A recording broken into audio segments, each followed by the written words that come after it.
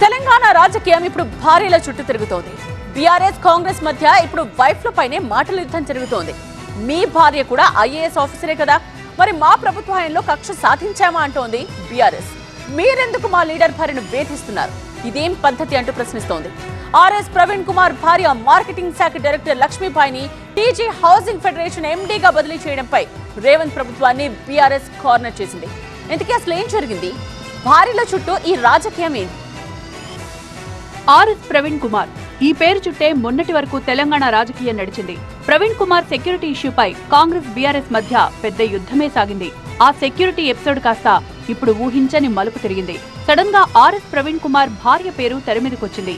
ప్రభుత్వ అధికారి అయిన ఆర్ఎస్ ప్రవీణ్ కుమార్ భార్యను రేవంత్ ప్రభుత్వం ఆకస్మికంగా బదిలీ చేయడంపై రచ్చ మొదలైంది.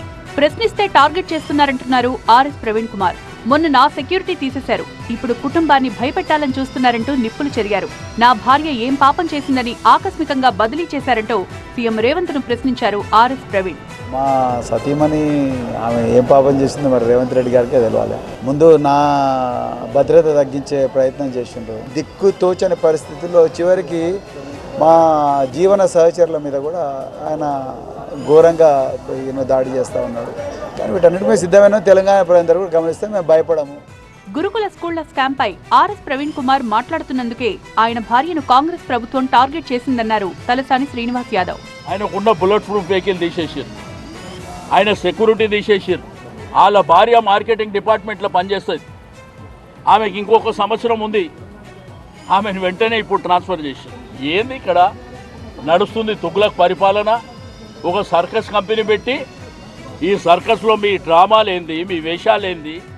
ఆర్ఎస్ ప్రవీణ్ కుమార్ భార్య ఆకస్మిక బదిలీపై లాజికల్ గా కాంగ్రెస్ ప్రభుత్వాన్ని కార్నర్ చేశారు హరీష్ రావు.